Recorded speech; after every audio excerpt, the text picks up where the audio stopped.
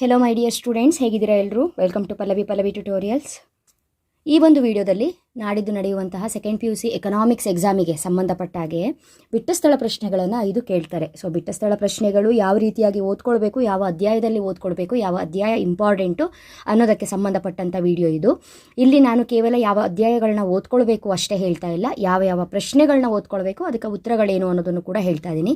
ಈ ಹಿಂದಿನ ವಿಡಿಯೋದಲ್ಲಿ ಬಹು ಆಯ್ಕೆ ಪ್ರಶ್ನೆಗಳು ಯಾವ ಅಧ್ಯಾಯದಲ್ಲಿ ನಿಮಗೆ ಕೇಳ್ತಾರೆ, ಆ ಬಹು ಆಯ್ಕೆ ಪ್ರಶ್ನೆಗಳು ಬರುವಂತಹ ಅಧ್ಯಾಯಗಳಲ್ಲಿ ಬರುವಂತಹ ಇನ್ನುಳಿದ ಪ್ರಶ್ನೆಗಳು ಯಾವುದು, ಅದಕ್ಕೆ ಉತ್ತರಗಳೇನು ಅನ್ನೋದನ್ನು ಹೇಳಿದ್ದೆ. ಕಾರಣ 3 ಮಾದರಿ ಪ್ರಶ್ನೆ ಪತ್ರಿಕೆ ಇರೋದ್ರಿಂದ ಯಾವುದೋ ಒಂದೇ ಪಾಠಕ್ಕೆ ನೀವು ಸ್ಟಿಕ್ ಆನ್ ಆಗಬೇಡಿ. ಯಾವ ಅಧ್ಯಾಯಗಳನ್ನ ಕವರ್ ಮಾಡಿಕೊಂಡ್ರೆ 5ಕ್ಕೆ 5 ಅಂಕ ನಿಮಗೆ ಬರುತ್ತೆ ಅನ್ನೋದು ನಿಮಗೆ ಒಂದು ಕ್ಯಾಲ್ಕುಲೇಷನ್ಸ್ ಇರಬೇಕು. ಹಾಗಾಗಿ ಈ ಒಂದು ವಿಡಿಯೋದಲ್ಲಿ ಬಿಟ್ಟಸ್ಥಳ ಪ್ರಶ್ನೆಗಳನ್ನು ಯಾವ ಅಧ್ಯಾಯದಲ್ಲಿ ಕೇಳಿದ್ದಾರೆ ಆ ಅಧ್ಯಾಯಗಳಲ್ಲಿ ಬರುವಂತಹ ಎಲ್ಲ ಬಿಟ್ಟಸ್ಥಳ ಪ್ರಶ್ನೆಗಳನ್ನ ನಾನಿಲ್ಲಿ ಹೇಳ್ತಾ ಇದ್ದೀನಿ.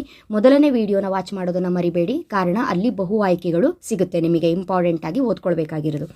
ಇಲ್ಲಿ ಬಿಟ್ಟಸ್ಥಳ ಪ್ರಶ್ನೆಗಳು ಯಾವ ಅಧ್ಯಾಯದಲ್ಲಿ ಕೇಳಿದ್ದಾರೆ, ಇಲ್ಲಿ ನಿಮಗೆ ಕೇವಲ ಈ ವರ್ಷದ 3 ಮಾದರಿ ಪ್ರಶ್ನೆ ಪತ್ರಿಕೆ ಅಲ್ಲದೆ ಕಳೆದ 2 ವರ್ಷ ಹಿಂದಿನ ವರ್ಷದ ಪ್ರಶ್ನೆ ಪತ್ರಿಕೆ ಏನಿತ್ತು, ವಾರ್ಷಿಕ ಪರೀಕ್ಷೆ ಪ್ರಶ್ನೆ ಪತ್ರಿಕೆ, ಅಲ್ಲಿರುವಂಥ ಪ್ರಶ್ನೆಗಳನ್ನು ಕೂಡ ನಾನು ಕವರ್ ಮಾಡಿ ಇಲ್ಲಿ ಅಧ್ಯಾಯಗಳನ್ನ ಕೊಟ್ಟಿದ್ದೀನಿ. ಅಧ್ಯಾಯ 1 ಅಂದರೆ ಸೂಕ್ಷ್ಮ ಅರ್ಥಶಾಸ್ತ್ರದ ಅಧ್ಯಾಯ 1 ಪರಿಚಯ, ಅಧ್ಯಾಯ 2 ಅನುಭೋಗಿಯ ವರ್ತನೆಯ ಸಿದ್ಧಾಂತ, ಅಧ್ಯಾಯ 3 ಉತ್ಪಾದನೆ ಮತ್ತು ವೆಚ್ಚಗಳು, ಅಧ್ಯಾಯ 4 ಪರಿಪೂರ್ಣ ಪೈಪೋಟಿಯಲ್ಲಿ ಉದ್ಯಮ ಘಟಕದ ಸಿದ್ಧಾಂತ, ಹಾಗೂ ಅಧ್ಯಾಯ 5 ಮಾರುಕಟ್ಟೆ ಸಮತೋಲನ. ಓಕೆನಾ? ನಾನಿಲ್ಲಿ ನಂಬರ್ನ ಹಾಕಿದ್ದೀನಿ, ಗೊತ್ತಾಗ್ತಾ ಇರ್ಬೋದು. ಪರಿಚಯದ ಮೇಲೆ 1 ಸಲ ನಿಮಗೆ ಬಿಟ್ಟಸ್ಥಳ ಪ್ರಶ್ನೆ ಬಂದಿದೆ. ಅನುಭೋಗಿಯ ವರ್ತನೆಯ ಸಿದ್ಧಾಂತದಲ್ಲಿ 2 ಸಲ ಪ್ರಶ್ನೆಗಳು ಬಂದಿದೆ, ಅಂದರೆ 2 ಸಲ ಬಿಟ್ಟ ಸ್ಥಳಗಳು ರಿಪೀಟ್ ಆಗಿದೆ. ಉತ್ಪಾದನೆ ಮತ್ತು ವೆಚ್ಚಗಳಲ್ಲಿ 1 ಪ್ರಶ್ನೆ, ಪರಿಪೂರ್ಣ ಪೈಪೋಟಿಯಲ್ಲಿ ಉದ್ಯಮ ಘಟಕದ ಸಿದ್ಧಾಂತದಲ್ಲಿ 2 ಸಲ ಪ್ರಶ್ನೆಗಳು ಬಂದಿದೆ ಬಿಟ್ಟ ಸ್ಥಳಕ್ಕೆ. ಮಾರುಕಟ್ಟೆ ಸಮತೋಲನ ಅಧ್ಯಾಯದಲ್ಲಿ 1 ಪ್ರಶ್ನೆ ಬಂದಿದೆ, 1 ಸಲ ಬಂದಿದೆ. 1 ಪ್ರಶ್ನೆ ಅಂತ ಹೇಳಿದ್ರೆ 1 ಸಲ ಬಂದಿದೆ. ನೆಕ್ಸ್ಟು ಸಮಗ್ರ ಅರ್ಥಶಾಸ್ತ್ರದ ಅಧ್ಯಾಯ 1ರಲ್ಲಿ ಪೀಠಿಕೆ ಏನಿದೆ, 1 ಸಲ 1 ಬಿಟ್ಟ ಸ್ಥಳ ಪ್ರಶ್ನೆ ಬಂದಿದೆ. ಅಧ್ಯಾಯ 2 ರಾಷ್ಟ್ರೀಯ ವರಮಾನದ ಲೆಕ್ಕಾಚಾರ, 3 ಮಾದರಿ ಪ್ರಶ್ನೆ ಪತ್ರಿಕೆಯಲ್ಲೂ ಪ್ರಶ್ನೆಗಳಿದೆ, ಕಳೆದ ವರ್ಷವೂ ಕೂಡ ಪ್ರಶ್ನೆಗಳು ಕೇಳಿದ್ದಾರೆ ಬಿಟ್ಟ ಸ್ಥಳಕ್ಕೆ. ಅಧ್ಯಾಯ 3 ಹಣ ಮತ್ತು ಬ್ಯಾಂಕಿಂಗಲ್ಲಿ 1 ಸಲ ಬಂದಿದೆ. ಅಧ್ಯಾಯ 4 ಆದಾಯ ಮತ್ತು ಉದ್ಯೋಗದ ನಿರ್ಧಾರದಲ್ಲಿ 2 ಸಲ ಬಿಟ್ಟ ಸ್ಥಳ ಪ್ರಶ್ನೆಗಳು ರಿಪೀಟ್ ಆಗಿದೆ, ಅಂದರೆ 2 ಪ್ರಶ್ನೆ ಪತ್ರಿಕೆಯಲ್ಲಿ ಬಿಟ್ಟ ಸ್ಥಳ ಪ್ರಶ್ನೆಗಳು ಇದೆ. ಹಾಗಾಗಿ ಇದನ್ನು ಬೇಸಾಗಿ ಇಟ್ಕೊಂಡು ಬಹುಮುಖ್ಯ ಪ್ರಶ್ನೆಗಳು ಯಾವುದು ಅನ್ನೋದನ್ನು ಹೇಳ್ತೀನಿ, ಕರೆಕ್ಟಾಗಿ ನೋಡ್ಕೊಳ್ಳಿ. ಇದಿಷ್ಟಕ್ಕೂ ಕೂಡ ನೀವು ಪ್ರಿಪೇರ್ ಆಗಬೇಕು. ನಾನಿಲ್ಲಿ ನಿಮಗೆ ಅತಿ ಹೆಚ್ಚು ಬಾರಿ ಪುನರಾವರ್ತನೆ ಆದಂಥ ಪ್ರಶ್ನೆಗಳು ಯಾವ ಅಧ್ಯಾಯ ಇದೆಯೋ ಅದೇ ಅಧ್ಯಾಯದ ಮೇಲೆ ಫಸ್ಟಿಂದ ಕೊಡ್ತಾ ಹೋಗ್ತಿದ್ದೀನಿ. ಮೊದಲನೇ ಅಧ್ಯಾಯ ರಾಷ್ಟ್ರೀಯ ವರಮಾನದ ಲೆಕ್ಕಾಚಾರ, ಈ ಅಧ್ಯಾಯದಲ್ಲಿ ಬರುವಂತಹ ಬಿಟ್ಟಸ್ಥಳ ಪ್ರಶ್ನೆಗಳು. ರಾಷ್ಟ್ರೀಯ ವರಮಾನದ ಲೆಕ್ಕಾಚಾರದಲ್ಲಿ ಬಿಟ್ಟಸ್ಥಳ ಪ್ರಶ್ನೆಗಳು ಕೇವಲ 6 ಪ್ರಶ್ನೆಗಳಿರೋದು, ಕರೆಕ್ಟಾಗಿ ನೋಡ್ಕೊಳ್ಳಿ. 6ರಲ್ಲಿ 1 ಗ್ಯಾರಂಟಿ, ಕಾರಣ 3 ಮಾರ್ಕನ್ನು ತಗೊಂಡಿದೆ ಅದು, ಅಂದರೆ ಪ್ರತಿ ಸಲನೂ ಕೂಡ ರಿಪೀಟ್ ಆಗಿದೆ ಈ ಅಧ್ಯಾಯದ ಬಿಟ್ಟಸ್ಥಳ.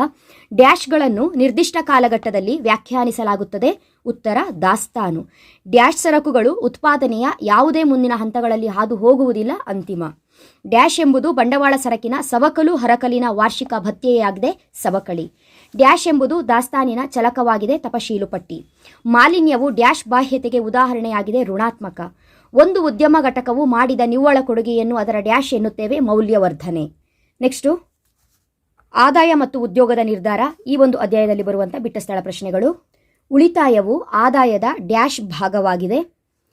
ಉತ್ತರ ನಿಮಗೆ ಅಲ್ಲಿ ಯಾವ ರೀತಿಯಾಗಿ ಬ್ರಾಕೆಟಲ್ಲಿ ಆಪ್ಷನ್ ಕೊಟ್ಟಿರ್ತಾರೋ ಅದ್ರ ಮೇಲೆ ಅನುಭೋಗವಾಗದ ಅಂತಲೂ ಕೊಟ್ಟಿರಬಹುದು, ಅಥವಾ ಅನುಭೋಗದ ಮೇಲೆ ವೆಚ್ಚ ಮಾಡದ ಅಂತ ಕೊಟ್ಟಿರ್ಬೋದು. ಎರಡೂ ಕೂಡ ಸರಿಯಾದ ಉತ್ತರ ಆಗಿರುತ್ತೆ. CY ಡ್ಯಾಶ್ ಮೇಲಿನ ಅನುಭೋಗದ ಅವಲಂಬನೆಯನ್ನು ತೋರಿಸುತ್ತದೆ, ಆದಾಯದ. ಡ್ಯಾಶ್ ದ ಪ್ರತಿ ಘಟಕದ ಅನುಭೋಗವು ಅನುಭೋಗದ ಸರಾಸರಿ ಪ್ರವೃತ್ತಿ APC ಆಗಿದೆ, ಆದಾಯದ.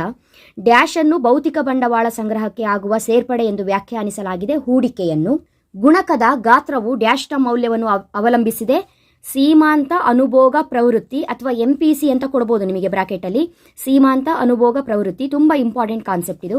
ಐಭಾರಿದು ಧನಾತ್ಮಕ ಸ್ಥಿರಾಂಕವಾಗಿದ್ದು ಡ್ಯಾಶ್ ಹೂಡಿಕೆಯನ್ನು ಪ್ರತಿನಿಧಿಸುತ್ತದೆ, ಇದು ಕೂಡ ತುಂಬ ಸಲ ರಿಪೀಟ್ ಆಗಿದೆ, ಸ್ವಾಯತ್ತ. ಇದಿಷ್ಟು ಕೂಡ ನಿಮಗೆ ಅಧ್ಯಾಯ 4 ಆದಾಯ ಮತ್ತು ಉದ್ಯೋಗದ ನಿರ್ಧಾರ ಈ ಪಾಠಕ್ಕೆ ಸಂಬಂಧಿಸಿದ ಪ್ರಶ್ನೆ. ಮುಂದಿನ ಪ್ರಶ್ನೆ ಅನುಭೋಗಿಯ ವರ್ತನೆಯ ಸಿದ್ಧಾಂತ, ಈ ಅಧ್ಯಾಯವನ್ನು ತಗೊಳ್ತಾ ಇದ್ದೀನಿ ನಾನು. ಜಾಸ್ತಿ ಇರೋ ಪ್ರಶ್ನೆಗಳಿಂದ ಹೋಗ್ತಾ ಇದ್ದೀನಿ, ಕಡಿಮೆ ಇರೋ ಪ್ರಶ್ನೆಯನ್ನು ಕೊನೆಯಲ್ಲಿ ಹೇಳ್ತಾ ಇದ್ದೀನಿ. ಈ ಅಧ್ಯಾಯದಲ್ಲಿ ಕೇಳುವಂಥ ಬಿಟ್ಟಸ್ಥಳ ಪ್ರಶ್ನೆಗಳು ಕೇವಲ 5 ಬಿಟ್ಟಸ್ಥಳ ಪ್ರಶ್ನೆಗಳಿದೆ ಅಷ್ಟೇ, ನೋಡ್ಕೊಳ್ಳಿ. ಬಯಕೆಗಳನ್ನು ತೃಪ್ತಿಪಡಿಸುವ ಸರಕಿನ ಸಾಮರ್ಥ್ಯ, ತುಷ್ಟಿಗುಣ. 2 ಔದಾಸೀನ್ಯ ವಕ್ರರೇಖೆಗಳು ಎಂದಿಗೂ ಪರಸ್ಪರ ಡ್ಯಾಶ್ ಛೇದಿಸುವುದಿಲ್ಲ. ಆದಾಯ ಹೆಚ್ಚಾದಂತೆ ಸಾಮಾನ್ಯ ಸರಕುಗಳ ಬೇಡಿಕೆ ರೇಖೆಯು ಡ್ಯಾಶ್ ಭಾಗಕ್ಕೆ ಪಲ್ಲಟಗೊಳ್ಳುತ್ತದೆ. ಬಲ. ಸರಕೊಂದರ ಬೇಡಿಕೆಯು ಅದರ ಬೆಲೆಯೊಂದಿಗೆ ಡ್ಯಾಶ್ ದಿಕ್ಕಿನಲ್ಲಿ ಚಲಿಸುತ್ತದೆ. ವಿರುದ್ಧ. ಎರಡು ವೈಯಕ್ತಿಕ ಬೇಡಿಕೆ ರೇಖೆಗಳನ್ನು ಒಗ್ಗೂಡಿಸುವ ವಿಧಾನವನ್ನು ಡ್ಯಾಶ್ ಎನ್ನುತ್ತೇವೆ. Very important. ಎರಡು ವೈಯಕ್ತಿಕ ಬೇಡಿಕೆ ರೇಖೆಗಳನ್ನು ಒಗ್ಗೂಡಿಸುವ ವಿಧಾನವನ್ನು ಏನಂತ ಕರಿತೀವಿ? ಅಡ್ಡಸಾಲು ಸಂಕಲನ. ನೆಕ್ಸ್ಟು ಸೂಕ್ಷ್ಮ ಅರ್ಥಶಾಸ್ತ್ರದ ಅಧ್ಯಾಯ 4 ಪರಿಪೂರ್ಣ ಪೈಪೋಟಿಯಲ್ಲಿ ಉದ್ಯಮ ಘಟಕದ ಸಿದ್ಧಾಂತ.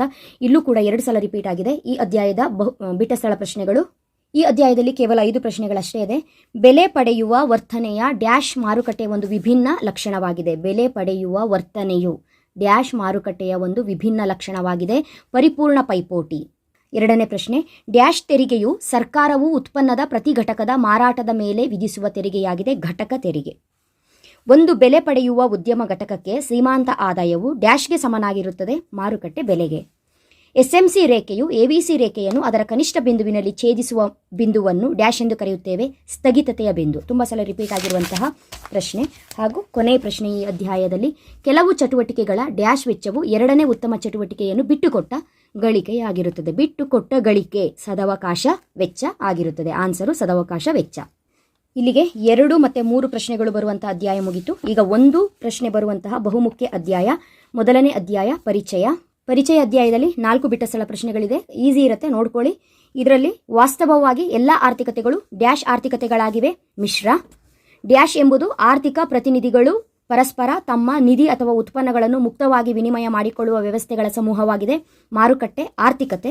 ಕೇಂದ್ರೀಯ ಯೋಜಿತ ಆರ್ಥಿಕತೆಯಲ್ಲಿ ಎಲ್ಲ ಪ್ರಮುಖ ನಿರ್ಧಾರಗಳನ್ನು ಡ್ಯಾಶ್ ತೆಗೆದುಕೊಳ್ಳುತ್ತದೆ. ಸರ್ಕಾರ. ಸಂಪನ್ಮೂಲಗಳ ಕೊರತೆಯು ಡ್ಯಾಶ್ ಸಮಸ್ಯೆಯನ್ನು ಹುಟ್ಟುಹಾಕುತ್ತದೆ. ಆಯ್ಕೆಯ. ಯಾಕೆ ಉಲ್ಟಾ ಹೇಳಿದೆ ಅಂತ ಹೇಳಿದ್ರೆ, ಇವೆರಡು ಪ್ರಶ್ನೆನೇ ಜಾಸ್ತಿ ರಿಪೀಟ್ ಆಗಿರೋದ್ರಿಂದ ಹೇಳಿದೆ. ಬಟ್ ಈ 4 ಇಂಪಾರ್ಟೆಂಟು. ಸಂಪನ್ಮೂಲಗಳ ಕೊರತೆ ಯಾವ ಸಮಸ್ಯೆಯನ್ನು ಹುಟ್ಟುಹಾಕತ್ತೆ? ಆಯ್ಕೆ ಸಮಸ್ಯೆ. ಕೇಂದ್ರೀಯ ಯೋಜಿತ ಆರ್ಥಿಕತೆಯಲ್ಲಿ ಎಲ್ಲ ಪ್ರಮುಖ ನಿರ್ಧಾರಗಳನ್ನು ತಗೊಳ್ಳೋದು ಸರ್ಕಾರ. ನೆಕ್ಸ್ಟು ವಾಸ್ತವವಾಗಿ ಎಲ್ಲ ಆರ್ಥಿಕತೆಗಳು ಮಿಶ್ರ ಆರ್ಥಿಕತೆಗಳಾಗಿರುತ್ತೆ. ನೆಕ್ಸ್ಟು ಯಾವ ಒಂದು ಆರ್ಥಿಕತೆಯನ್ನು ನಾವು ಏನಂತ ಕರಿತೀವಿ? ಮಾರುಕಟ್ಟೆ ಆರ್ಥಿಕತೆಯನ್ನು ಆರ್ಥಿಕ ಪ್ರತಿನಿಧಿಗಳು ಪರಸ್ಪರ ತಮ್ಮ ನಿಧಿ ಅಥವಾ ಉತ್ಪನ್ನಗಳನ್ನು ಮುಕ್ತವಾಗಿ ವಿನಿಮಯ ಮಾಡಿಕೊಳ್ಳುವಂತಹ ವ್ಯವಸ್ಥೆಗಳ ಸಮೂಹ ಅಂತ ಕರಿತೀವಿ. ಇದೊಂದು ನೋಡ್ಕೊಳ್ಳಿ. ನೆಕ್ಸ್ಟು ಇಲ್ಲಿ ಉಳಿದಿರುವಂಥ ಅಧ್ಯಾಯ 5 ಮಾರುಕಟ್ಟೆ ಸಮತೋಲನ. 6 ಪ್ರಶ್ನೆಗಳಿದೆ ಈ ಅಧ್ಯಾಯಕ್ಕೆ ಸಂಬಂಧಪಟ್ಟಾಗೆ. ಪರಿಪೂರ್ಣ ಪೈಪೋಟಿ ಮಾರುಕಟ್ಟೆಯಲ್ಲಿ ಸಮತೋಲನವು ಮಾರುಕಟ್ಟೆ ಬೇಡಿಕೆಗೆ ಮಾರುಕಟ್ಟೆ ಪೂರೈಕೆಯು ಡ್ಯಾಶ್ ಆದಾಗ ಸಂಭವಿಸುತ್ತದೆ. ಸಮ. Very important. ಪೂರೈಕೆ ರೇಖೆಯು ಎಡಕ್ಕೂ ಮತ್ತು ಬೇಡಿಕೆ ರೇಖೆ ಬಲಕ್ಕೂ ಪಲ್ಲಟಗೊಂಡರೆ ಸಮತೋಲನ ಬೆಲೆಯು ಡ್ಯಾಶ್ ಆಗುತ್ತದೆ, ಹೆಚ್ಚಾಗುತ್ತದೆ ಅಥವಾ ಹೆಚ್ಚು. ಶ್ರಮದ ಬೇಡಿಕೆ ಮತ್ತು ಪೂರೈಕೆ ರೇಖೆಗಳು ಪರಸ್ಪರ ಛೇದಿಸಿದ ಬಿಂದುವಿನಲ್ಲಿ ಡ್ಯಾಶ್ ನಿರ್ಧಾರವಾಗುತ್ತದೆ. ಕೂಲಿ ದರ. ಶ್ರಮದ ಮಾರುಕಟ್ಟೆಯಲ್ಲಿ ಡ್ಯಾಶ್ ಶ್ರಮದ ಪೂರೈಕೆದಾರರಾಗಿರುತ್ತಾರೆ ಕುಟುಂಬಗಳು. ವೆರಿ ಇಂಪಾರ್ಟೆಂಟ್, ತುಂಬ ಸಲ ರಿಪೀಟ್ ಆಗಿದೆ. ಬೇಡಿಕೆ ಮತ್ತು ಪೂರೈಕೆ ರೇಖೆಗಳೆರಡು ಬಲಕ್ಕೆ ಪಲ್ಲಟಗೊಳ್ಳುವುದರಿಂದ ಸಮತೋಲನ ಬೆಲೆಯು ಡ್ಯಾಶ್ ಆಗಿರುತ್ತದೆ. ಇಲ್ಲಿ ನಿಮಗೆ ಉತ್ತರವನ್ನು ಬ್ರಾಕೆಟಲ್ಲಿ ಯಾವ ರೀತಿ ಕೊಟ್ಟಿರ್ತಾರೆ ಅನ್ನೋದ್ರ ಮೇಲೆ ಡಿಪೆಂಡು. ಹೆಚ್ಚಾಗಬಹುದು ಅಂತ ಕೊಟ್ಟಿರ್ಬೋದು, ಸರಿ ಉತ್ತರ. ಕಡಿಮೆಯಾಗಬಹುದು ಅಂತ ಕೊಟ್ಟಿರ್ಬೋದು, ಅದು ಸರಿ ಉತ್ತರ. ಅಂದರೆ ಇಲ್ಲಿ ಹೆಚ್ಚು ಕಡಿಮೆ ಎರಡೂ ಕೊಡಬಹುದು, ಬದಲಾಗದೇ ಇರಬಹುದು ಅಂತಲೂ ಕೊಡಬಹುದು. ಹಾಗಾಗಿ ಇದು ಸರಿಯಾದ ಉತ್ತರ. ನೆಕ್ಸ್ಟು ಪರಿಪೂರ್ಣ ಪೈಪೋಟಿ ಮಾರುಕಟ್ಟೆಯಲ್ಲಿ ಡ್ಯಾಶ್ ಕಾರ್ಯಾಚರಣೆಯಲ್ಲಿ ಇರುತ್ತದೆ ಎಂದು ಊಹಿಸಲಾಗಿದೆ. ವೆರಿ ಇಂಪಾರ್ಟೆಂಟ್, ತುಂಬ ಸಲ ಬಂದಿದೆ, ನಿಮಗೂ ಕೂಡ ಗೊತ್ತಿದೆ. ಪರಿಪೂರ್ಣ ಪೈಪೋಟಿ ಮಾರುಕಟ್ಟೆಯಲ್ಲಿ ಕಾಣದ ಕೈ ಕಾರ್ಯಾಚರಣೆಯಲ್ಲಿ ಇರುತ್ತದೆ. ನೆಕ್ಸ್ಟು ಇಲ್ಲಿ ನಿಮಗೆ ಅಧ್ಯಾಯ 1 ಪೀಠಿಕೆ. ಸಮಗ್ರ ಅರ್ಥಶಾಸ್ತ್ರದ ಮೊದಲ ಅಧ್ಯಾಯ ಪೀಠಿಕೆ. ಇಡೀ ಆರ್ಥಿಕತೆಯ ಸ್ಥಿತಿಗತಿಗಳನ್ನು ನಿಭಾಯಿಸಲು ಪ್ರಯತ್ನಿಸುತ್ತದೆ. ಸಮಗ್ರ ಅರ್ಥಶಾಸ್ತ್ರ. ಭೂಮಿಯು ಸಲ್ಲಿಸಿದ ಸೇವೆಗೆ ಆದಾಯದ ಒಂದು ಭಾಗವನ್ನು ಡ್ಯಾಶ್ ರೂಪದಲ್ಲಿ ಪಾವತಿಸಲಾಗುತ್ತದೆ. ಗೇಣಿ. Very important. ಸ್ವದೇಶವು ಜಗತ್ತಿನ ಇತರೆ ರಾಷ್ಟ್ರಗಳಿಗೆ ಸರಕುಗಳನ್ನು ಮಾರುವುದನ್ನು ಡ್ಯಾಶ್ ಎಂದು ಕರೆಯುತ್ತೇವೆ. ರಫ್ತು ವ್ಯಾಪಾರ. ಡ್ಯಾಶ್ಗಳನ್ನು ಉದ್ಯಮ ಘಟಕಗಳೆಂದು ಕರೆಯಲಾಗುತ್ತದೆ. ಉತ್ಪಾದನಾ ಘಟಕ. ಡ್ಯಾಶ್ ನೀತಿಗಳನ್ನು ರಾಜ್ಯವು ಸ್ವಯಂ ಆಗಿ ಅಥವಾ ಶಾಸನಾತ್ಮಕ ಸಂಸ್ಥೆಗಳಾದ RBI, ಸೆಬಿಗಳಿಂದ ಜಾರಿಗೆ ತರಲಾಗುತ್ತದೆ. ಸಮಗ್ರ ಆರ್ಥಿಕ ನೀತಿಗಳನ್ನು. ಕೊನೆಯ ಒಂದು ಬಿಟ್ಟ ಸ್ಥಳದ ಪಾಠ ಹಣ ಮತ್ತು ಬ್ಯಾಂಕಿಂಗ್. ಇಲ್ಲೂ ಕೂಡ ಒಂದು ಸಲ ಪ್ರಶ್ನೆ ಬಂದಿದೆ. ಅತಿ ಕಡಿಮೆ ಬಿಟ್ಟ ಸ್ಥಳ ಪ್ರಶ್ನೆಗಳಿರುವಂತಹ ಒಂದು ಅಧ್ಯಾಯ. ಈ ಅಧ್ಯಾಯದಲ್ಲಿ ಬಹು ಆಯ್ಕೆ ಪ್ರಶ್ನೆಯೂ ತುಂಬ ಇಂಪಾರ್ಟೆಂಟು, ತುಂಬ ಸಲ ರಿಪೀಟ್ ಆಗಿದೆ. ಕರೆಕ್ಟಾಗಿ ನೋಡ್ಕೊಳ್ಳಿ. ಹಣದ ಬಳಕೆ ಇಲ್ಲದೆ ನಡೆಯುವ ಆರ್ಥಿಕ ವಿನಿಮಯಗಳನ್ನು ಡ್ಯಾಶ್ ಎಂದು ಉಲ್ಲೇಖಿಸಲಾಗಿದೆ. ವಸ್ತು ವಿನಿಮಯ ಪದ್ಧತಿ. ಹಣದ ಬಳಕೆ ಇಲ್ಲ ಅಂದರೆ ವಸ್ತು ವಿನಿಮಯ ಪದ್ಧತಿ. ಭಾರತದಲ್ಲಿ ಕರೆನ್ಸಿಯನ್ನು ಅಂದರೆ ನೋಟುಗಳನ್ನು ಚಲಾವಣೆಗೆ ತರುವ ಏಕಮಾತ್ರ ಸಂಸ್ಥೆ RBI. ಭಾರತದಲ್ಲಿ ನಾಣ್ಯಗಳನ್ನು ಡ್ಯಾಶ್ ಚಲಾವಣೆಗೆ ತರುತ್ತದೆ ಭಾರತ ಸರ್ಕಾರ. ಹಣವನ್ನು ಇಟ್ಟುಕೊಳ್ಳುವ ಮುಖ್ಯ ಉದ್ದೇಶವೆಂದರೆ ಡ್ಯಾಶ್ ಅನ್ನು ನಿಭಾಯಿಸುವುದು ವ್ಯವಹಾರಗಳನ್ನು. M1 ಮತ್ತು M2ಗಳನ್ನು ಡ್ಯಾಶ್ ಎಂದು ಕರೆಯುತ್ತೇವೆ ಸಂಕುಚಿತ ಹಣ. ಅದೇ M3 M4 ಕೇಳಿದರೆ ವಿಶಾಲ ಹಣ. ನೆನ್ಪಿಟ್ಕೋಬೇಡಿ. ಸೊ ಇದಿಷ್ಟು ಕೂಡ 2024-25ನೇ ಸಾಲಿನ ವಾರ್ಷಿಕ ಪರೀಕ್ಷೆಗೆ ಕೇಳುವಂತಹ ಅತಿ ಮುಖ್ಯ ಬಿಟ್ಟ ಸ್ಥಳ ಪ್ರಶ್ನೆಗಳು. ಎಲ್ಲ ರೀತಿಯಲ್ಲೂ ಯೋಚನೆ ಮಾಡಿ ಇದಿಷ್ಟು ಪ್ರಶ್ನೆಗಳನ್ನ ನಾನು ಕರೆಕ್ಟಾಗಿ ಕೊಟ್ಟಿದ್ದೀನಿ. ಯಾವುದೇ ಕಾರಣಕ್ಕೂ ನೆಗ್ಲೆಕ್ಟ್ ಮಾಡದೆ ಕರೆಕ್ಟಾಗಿ ಓದ್ಕೊಳ್ಳಿ. 5ಕ್ಕೆ 5 ಅಂಕಗಳನ್ನು ಬಿಟ್ಟ ಸ್ಥಳದಲ್ಲಿ ಪಡ್ಕೊಳ್ಬಹುದು. ಅಲ್ಲಿಗೆ ನಿಮಗೆ ಬಹು ಆಯ್ಕೆ ಪ್ರಶ್ನೆ ಬಿಟ್ಟ ಸ್ಥಳ ಮುಗಿತು. ಮುಂದಿನ ಒಂದು ವಿಡಿಯೋದಲ್ಲಿ ಹೊಂದಿಸಿ ಬರೆಯಿರಿ ಪ್ರಶ್ನೆಗಳನ್ನ ಯಾವ್ದು ಓದ್ಕೊಳ್ಬೇಕು, ಯಾವ್ದು ಇಂಪಾರ್ಟೆಂಟು, ಎಷ್ಟು ಟಾಪಿಕ್ನ ನೀವು ಕವರ್ ಮಾಡ್ಕೊಂಡ್ರೆ ಹೊಂದಿಸಿ ಬರೆಯಿರಿಯಲ್ಲಿ 5ಕ್ಕೆ 5 ಅಂಕವನ್ನು ತಗೊಳ್ಬಹುದು ಅನ್ನೋದನ್ನು ಹೇಳ್ತೀನಿ. ಆದಷ್ಟು ಈ ವಿಡಿಯೋದಿಂದ ನಿಮಗೇನಾದರೂ ಹೆಲ್ಪ್ ಆಗಿದ್ರೆ ಶೇರ್ ಮಾಡಿ. ಕಾರಣ ಬೇರೆ ಮಕ್ಕಳು ಕೂಡ ಓದ್ಕೊಳ್ಳಿ, ನಿಮ್ಮ ಫ್ರೆಂಡ್ಸ್ ಕೂಡ ಓದ್ಕೊಳ್ಳಿ ಅನ್ನುವಂಥ ಕಾರಣಕ್ಕೆ. ಆಲ್ರೆಡಿ ಏನು 6 ಅಂಕ 4 ಅಂಕದ ಪ್ರಶ್ನೆಗಳನ್ನ ಕೊಟ್ಟಿದ್ದೀನಿ. ಅದಕ್ಕೆಲ್ಲ ಪ್ರಿಪೇರ್ ಆಗ್ತಾ ಇದ್ದೀರಿ ಗ್ಯಾಪಲ್ಲಿ ಅಂತ ಅಂದ್ಕೊಂಡಿದ್ದೀನಿ. ಚೆನ್ನಾಗಿ ಓದ್ಕೊಳ್ಳಿ ಮಕ್ಕಳೇ, ಒಳ್ಳೆಯದಾಗಲಿ. ನೆಕ್ಸ್ಟ್ ಈ ಒಂದು 1 ಮಾರ್ಕಿನ ಸೀರೀಸ್ ಮುಗಿದ ನಂತರ ನಿಮಗೆ ಕಾರ್ಯವಾರ ಆಧಾರಿತ ಪ್ರಶ್ನೆಗಳೇನಿದೆ ಅದಕ್ಕೆ ಉತ್ತರವನ್ನು ಹೇಳ್ಕೊಡ್ತೀನಿ. ಈಸಿಯಾಗಿ ಕಲ್ತ್ಕೊಳ್ಬೋದು, ಈಸಿಯಾಗಿ ಲೆಕ್ಕವನ್ನು ಮಾಡ್ಬೋದು. ಆಲ್ರೆಡಿ ಅಪ್ಲೋಡ್ ಮಾಡಿರುವಂಥ ವೀಡಿಯೋಸ್ಗಳಿದೆ. ಫೈನಲ್ ಆಗಿ ಒಂದು 3 ಪ್ರಶ್ನೆ ಯಾವ್ದು ನೋಡ್ಕೊಳ್ಬೇಕು ಅನ್ನೋದನ್ನ ನಿಮಗೆ ಐಡಿಯಾ ಕೊಡ್ತೀನಿ. ಓಕೆನಾ? ಮುಂದಿನ ವೀಡಿಯೋದಲ್ಲಿ ಮತ್ತೆ ಸಿಗ್ತೀನಿ. ಅಲ್ಲಿವರೆಗೂ ಚೆನ್ನಾಗಿ ಓದ್ಕೊಳ್ಳಿ. Thank you. All the best. ಒಳ್ಳೆಯದಾಗಲಿ.